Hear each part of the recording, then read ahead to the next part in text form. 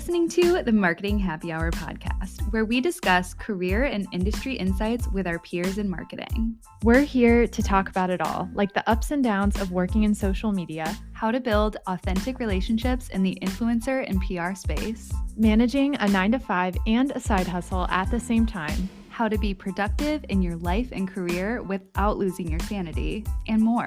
Ultimately, we're here to build a community with you because we're all trying to navigate the world of marketing together. Are you ready? Grab your favorite drink and join your hosts, Cassie and Erica, for this week's episode.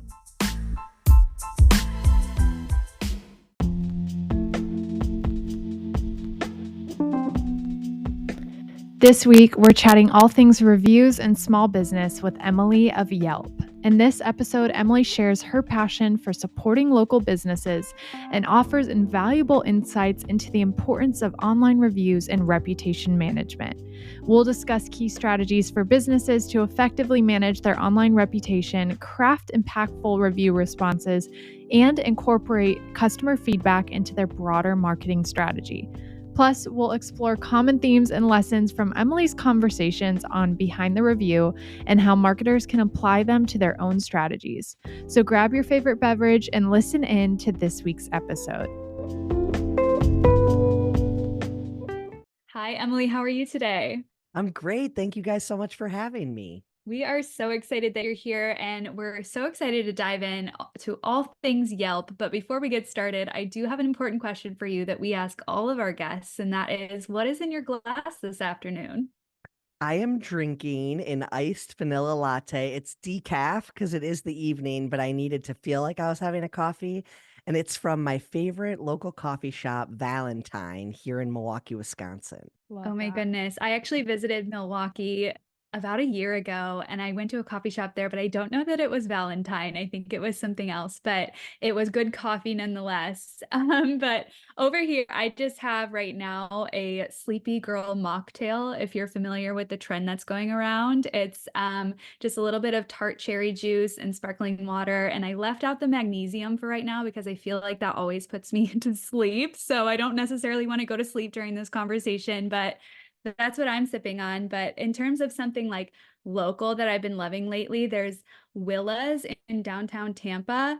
They have an incredible non-alcoholic cocktail menu, and they actually have a non-alcoholic Negroni, which a Negroni is one of my favorite classic cocktails. So I definitely recommend going there if you are ever in the Tampa area. But Cassie, what do you have? Yeah, I'm on the coffee train as well. I'm a huge fan. We have a local spot in Lakeland, Florida called Born and Bred, and I go way too much. But they just expanded their hours during the week. They were only open 2 days a week. It was kind of a grab as many baked goods as you can those 2 days, and then the rest of the week we're closed, prepping for those days we are open. They expanded their hours, and they're now open more throughout the week. And so every chance I can get to go over there and grab some coffee, that's where I'm headed. So Or a Craigle. You are the yes. Craigle queen. Yes.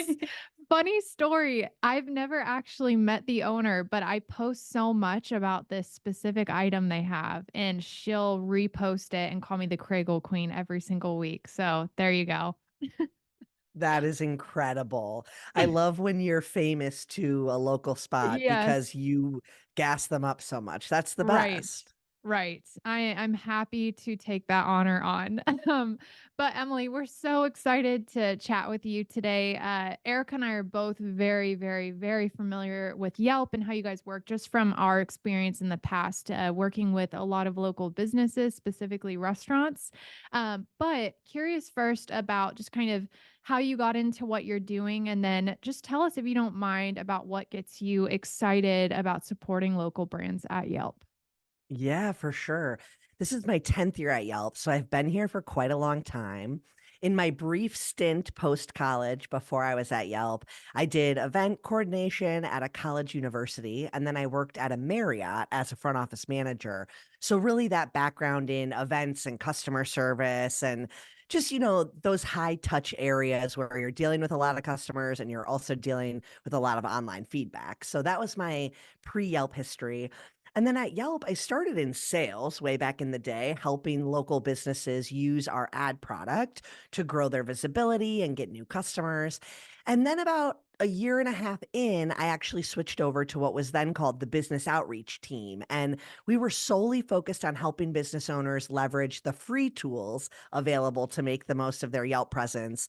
And that is very much in line with what I do today.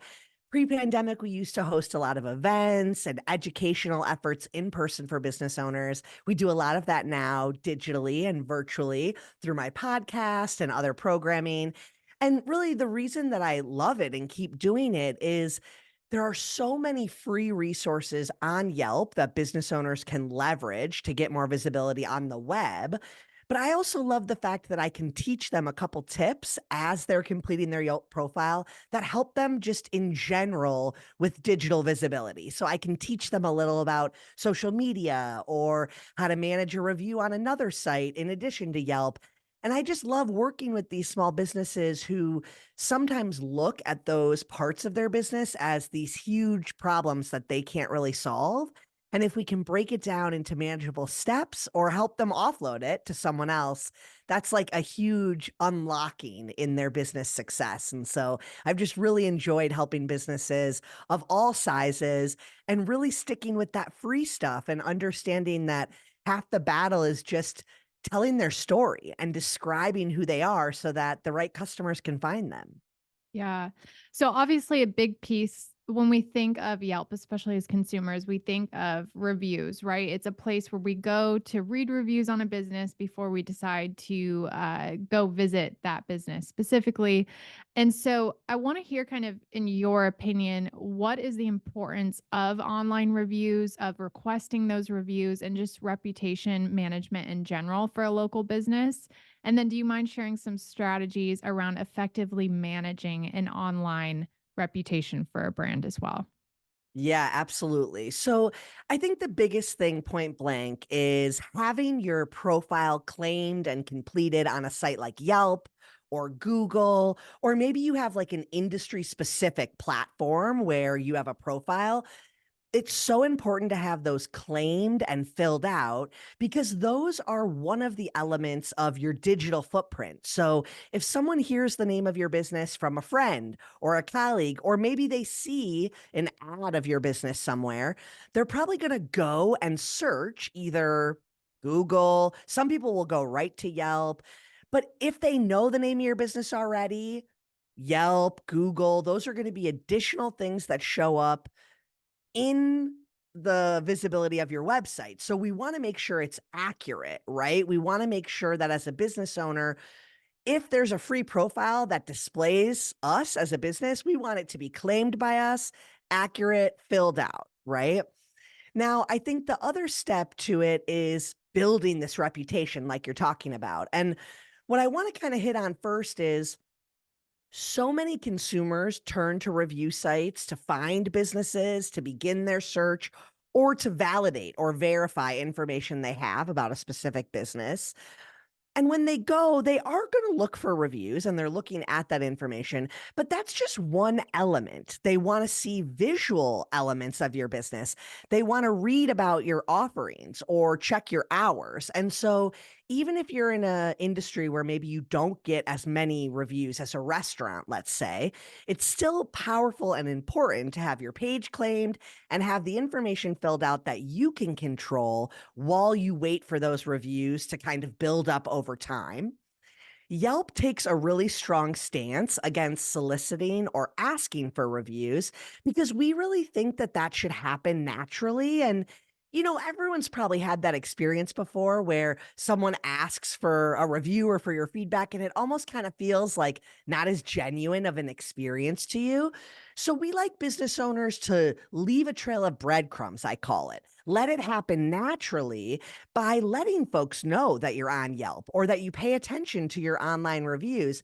And you could do that by sharing reviews on your social media. You could post reviews on your website.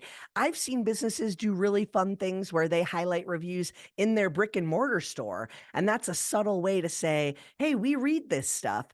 And it lets the user go to the platform that they like. If they're a Yelper, that's a great place for them to write their review. If they're more of a Google person, that's totally fine too. You want to let that reputation happen naturally, but there are ways to encourage it, and tell customers that you pay attention to that stuff. And responding is a huge thing you can do to kind of get that feedback naturally. If I'm looking for businesses and I come across your page and I see that you're replying to customers who have visited you before, I'm more likely to share my own positive experience. And even if I have maybe not the best experience, I might come directly to you with that feedback because I see that you actually care about what your customers have to say. And so that's why I think having that presence, even if you don't have hundreds of reviews, is so valuable and so important. And you asked about the review strategy as well and kind of how that feeds into it. I think a lot of people, when they think of their reviews, they think of it as like, when I get something critical, then I'll deal with it, right? But you're missing such a huge opportunity for all the great content that you have in reviews if you're just waiting for that criticism. And, a lot of people say, consumers go online to complain. And sometimes that's true, but on Yelp, we have more 5-star reviews than 1, 2, and 3-star reviews combined. And so if you're just sitting like waiting for that negative review and we'll fix it when it comes, we're missing out on all these chances to say thanks to someone who already loves you, or to share that great feedback from someone who loves you in a way that might encourage another customer to share their experience. And, the last thing I'll say, because I know I'm rambling a little bit, but the real important thing here is to remember not everyone reviews, and it's not your job to turn your customers into reviewers. But what you can do is provide exceptional experiences, go above and beyond with the customer service, really surprise and delight your clients. And that's often what leads to those 5-star reviews. For sure. And I love how you mentioned too the importance of claiming those profiles out there. I've seen and worked with so many businesses who have quote unquote rogue profiles all over the internet. And so it's really important to control that information. So if you haven't, do an audit on your online presence. I know a lot of different profiles outside of Yelp will kind of get created as a result of you forming business. So make sure you're controlling the information on their website, things like that. Because the last thing you want to do is confusing the consumer and leading them in the wrong direction information wise. So very important. Totally. And I always tell business owners, set up Google alerts for the name of your business. And it's free to set it up. That way maybe a website pops up for your industry or something. And if you get a page for your business created, you'll know about it because you'll get that Google alert that a new page is out there. So definitely important to keep an eye on that stuff. I also love that you touched on community and just how important it is to engage with those positive and negative reviews. Do you have any tips on responding to both of those? What are the best practices when it comes to comms for those great reviews? And then also on the flip side for those negative reviews, I've seen a lot of negative reviews out there that people will respond defensively to. And it's always, a controversial thing. And I don't know that that's the best practice, but I'm curious to hear your thoughts on that. Yeah, for sure. We'll start with the negative because I feel like that's what everyone is so nervous about, right? What do I do when I get that negative one? I think the first step is to remember when you respond to a review, you really want to respond thinking about all potential future customers. We're not necessarily responding just for that consumer or to get into a back and forth dialogue with that consumer. That would certainly be a great outcome, right? If we can find resolution to whatever the problem is. But when I think about review responses, I think of them as a strategic way to reflect your customer service practices. And that's why I encourage business owners to do that response publicly. Because again, it's great if we can connect with the consumer, find resolution, or get more information from them about what went wrong. But really, we're responding to show, hey, you alerted us to something, we care about this, and we want to make it right. So my advice is keep the response short, Start by thanking them for leaving their feedback, even if you don't feel like saying thank you. I mean, you might be irritated, but by starting with a thank you, we're really, again, showing customer service. We're taking the high road as the business owner or business manager, and we're not getting into a petty argument here. We're just showing responsiveness. So you want to thank them, address maybe one of the things that they brought up and how you might be addressing it, or maybe how it doesn't align with your typical business practices. Let's say, for example, they mention a long wait time. You could say a general statement like, thank you so much for your feedback. We're really sorry that you had a long wait. We do our best to prioritize, customer service. It's generic to a sense to show that you read this, you heard them, and you're acknowledging it. But then you're going to take it offline. Give them an opportunity to connect with you directly. I see a lot of businesses leave a general email address or even a phone number. And I think that's great. I mean, it shows publicly you're not running from this, right? You do want to talk to them if they want to talk, but ultimately, that's not the goal. Like, it's great if the person updates their review or removes it, but you are doing your due diligence simply by responding. And I wanted to mention something you said, Erica. You said sometimes people respond and they're really defensive. That is so important to remember not to do, because I think a lot of times that validates sometimes what these negative reviews might be saying.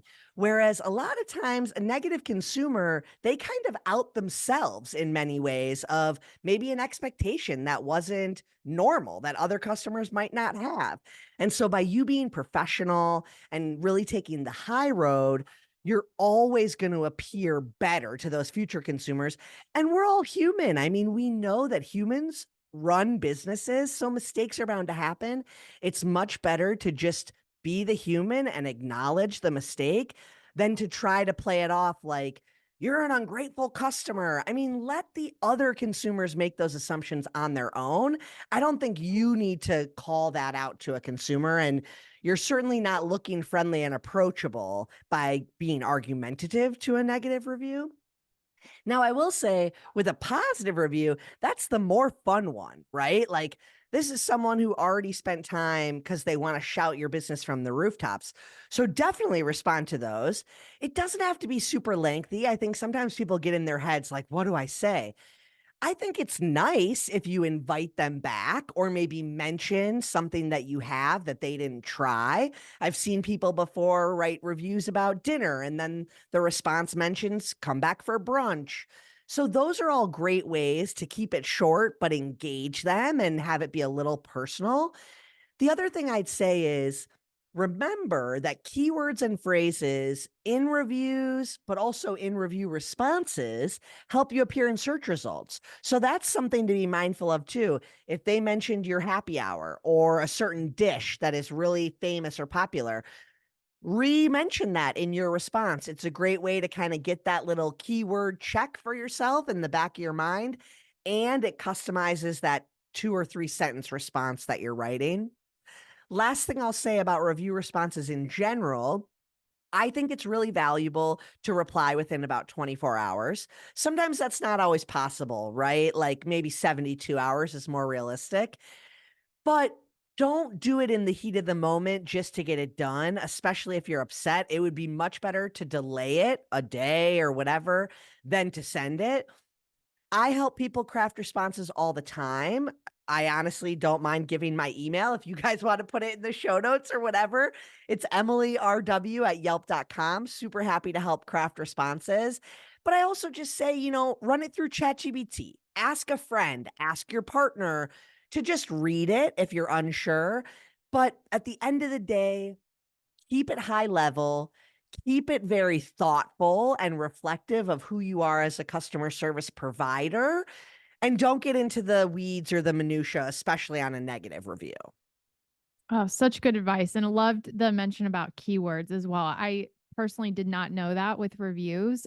You mostly think of the content on your page or the content on your website, et cetera. But that's a great reminder as well. So thank you for that. I want to ask too, a lot of people listening are representing brands. They don't necessarily own the brands, but they're in charge of managing that online reputation. One of those tasks being managing reviews, responding, etc. So I'm curious what advice you have for marketers who are managing the marketing efforts of a business they don't personally own, and how can they effectively advocate for that business and drive marketing success and kind of buy into the vision of the brand just overall. I love this question. When I saw that we wanted to dig into this, I got really excited because I honestly think there's a huge advantage here when you're in that position. The emotional element is somewhat removed, right? You can be a little bit more robotic about how you want to approach it and how you can create a strategy. Whereas a business owner, especially in the beginning, it's very, very personal and sometimes like debilitating how much they care about a review that comes in. And so I think it's an added benefit to be someone managing a brand, but it also carries a lot of weight, right? And I think that's the most important part of doing that role is you need to understand the vibe and the vision of the brand, and you need to understand the voice in which they want to show up online, right? I think there's the very standard, like, let's be polite, let's be direct. Like those are things that can go for anyone across the board. The three of us could put together a response strategy with some templates that are very generic in that way. But is this brand funny? Do they want to be, approachable? Do they want to maybe do a little education in their response, depending on what their business is? And so to get to understand that or make sure you're on the same page as the brand, I think as the marketer or the one managing it, you want to come up with some suggested templates and then let the brand give you a reaction to that. Have the owner or whoever you're kind of collaborating with read some of them and tell you, like, oh, maybe I would like tweak that or say that differently. But you want to have essentially a baseline of this is pretty much how I respond to the happies, and this is pretty much how I respond to the frustrations. But then from there, it really is like you need to understand this business to understand how deep are we going on some of these reviews. And I'll give you an example. There's a lot of business models where a centralized marketer is managing the profile for all these different locations, and they're responding to reviews, but they're never in the brick and mortar. And I think that can work to an extent. Like there's certain things you can respond to where you don't have to know what's happening within the walls of the business. But I do think there are some reviews, particularly critical reviews, where it is worthwhile to talk to someone on site before you make that response. And even if you're not putting all of these details, this shift manager said whatever, it's still helpful context so that when you are crafting the response, it isn't disconnected. I'm sitting in a cubicle and I've never been in this business. I don't understand that the exit door is over here and the entrance is over here, right? There has to be an element of, I first know from a templated high level approach, here's how we want to sound. We're on the same page. Then on the secondary level, I know who am I going to go to when a specific problem comes up so that I can make sure I'm responding with knowledge of what's happening on site. And then I think the final part is you have to really guide the business to understand what they see as something that's important if they want to add it is really something that's lost if they don't do it. And let me break down what I mean. I think a lot of business owners think, yeah, if I had time, I could engage with my online reviews, but otherwise, like they're just there, I'm doing my thing. If they wanted to talk to me, they could just like come to me and that's it. Like I'm just not going to engage. And I think as a marketer, someone who's helping a business understand online reputation management, et cetera, you need to get them to understand that every review that's put out online is the same opportunity as when a customer tells you that in person, positive or negative, and it gives you a chance to leverage that. And by ignoring it, it is a lost opportunity. And by managing it, it's going to take a little bit of time in the beginning, but it's going to pay these huge dividends in the long run by having passive funnels of referrals come to your business because of these different listings that you have online. Great advice. Fantastic. Absolutely no notes. What I hear you say is kind of like create those internal documents where you have templated responses, you have FAQs, you have everything that you need in order to do the job on the behalf of the brand. And you can actually apply that to beyond just the online reviews. You can do that in response to social media. You can do that in response to direct communication. Maybe people are emailing you and that's kind of what you reference. And there's a lot of different touch points there that you can apply the same tactics to. So I'm glad that you touched on that. Want to shift gears just a little bit to talk about your podcast, Behind the Review, where you've had some conversations with both business owners and reviewers. So what are some of the common themes or lessons that have emerged from those discussions, and how can marketers apply those to their own strategies? Yeah, I think one of the biggest themes or lessons or success tactics that I've seen business owners take on, especially since the pandemic, is getting better at telling their story and having that be such a part of the marketing, right? And have that be such a part of how consumers share the business online. And I think what that comes down to is getting over the fear of talking about yourself, which I think like it's so wild that entrepreneurs can all sort of relate to that. Like they make a good or a service or a product because they know there's a need for it, right? But then they sometimes have the hardest time talking about themselves and like why their product or service is so great and why they got started. And by doing that, by being skilled in sharing your story and the story of your business and putting the people at the front of your business, I think you see a lot more of that consumer engagement. That's where you get those customers that are not only writing you a Yelp review, but telling everyone they know about you because they're connected to what made you, and what drives you and what excites you. And oftentimes the customers that you're building, they're a part of that community. They can relate to your business in some way. And so the more human that you can be about your business and your brand, I think the more relatable it is. And the more likely people share your story. And that also extends, like you said, to social and to all these other platforms. And so I think that's been like a winning theme is the people who do that and get comfortable showing the behind the scenes, telling more about who they are.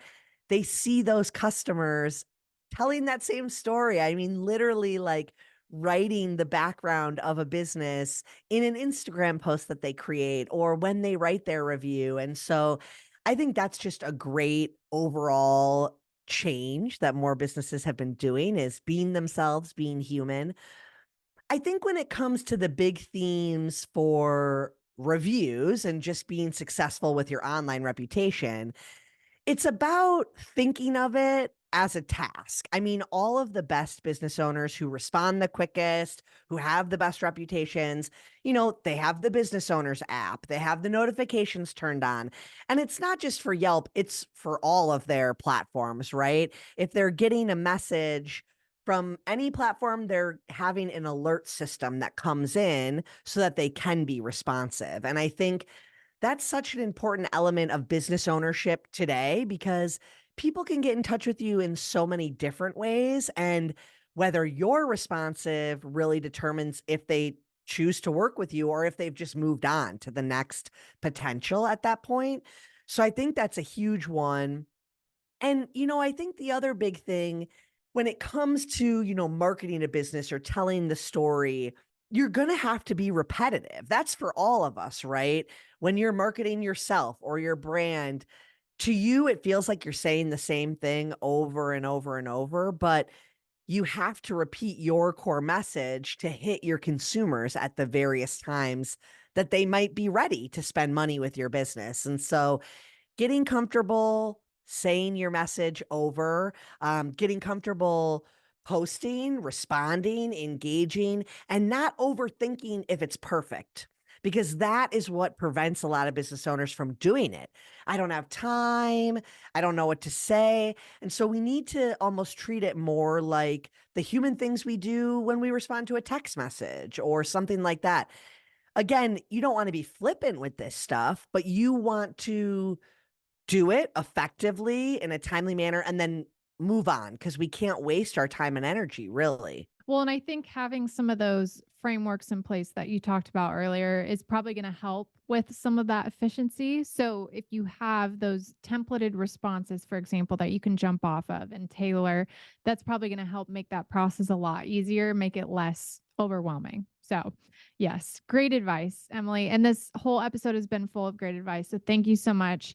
But we want to ask you one of our favorite questions as we close out here. And that is, what do you know now that you wish you knew earlier on in your career?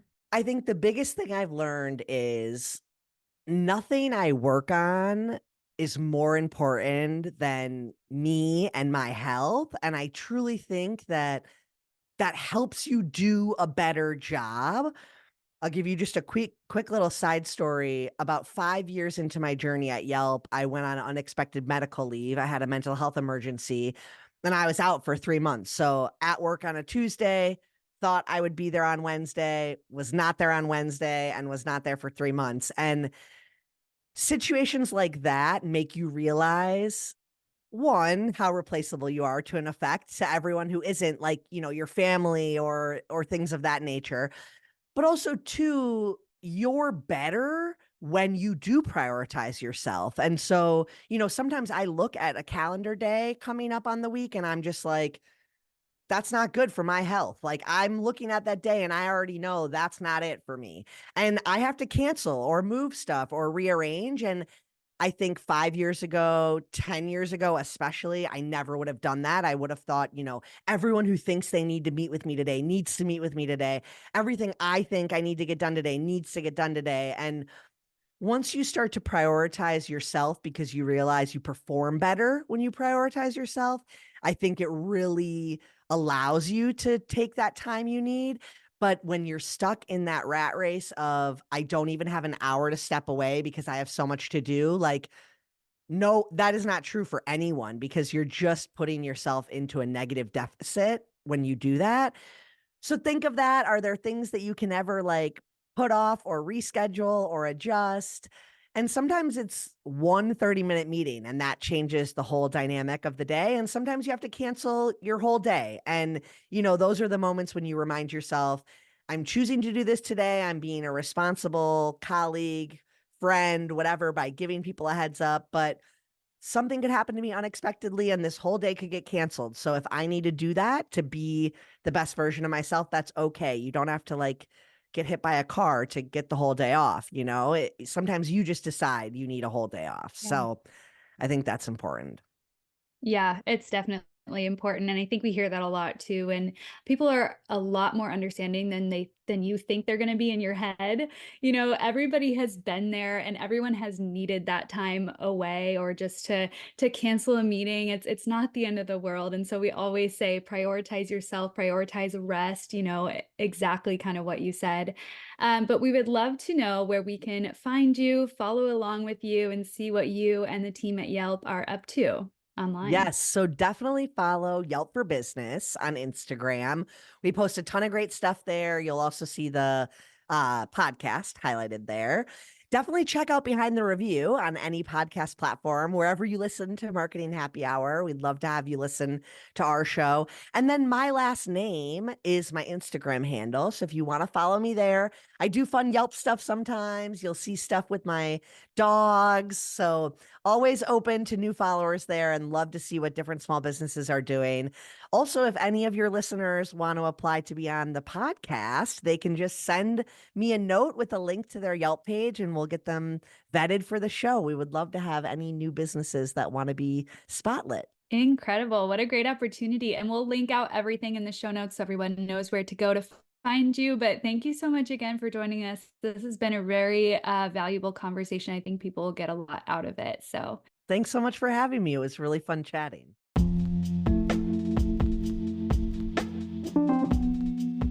Thank you so much for listening to this episode of the Marketing Happy Hour podcast. If you enjoyed this episode, please remember to subscribe, rate, and leave a review on your favorite podcast platform.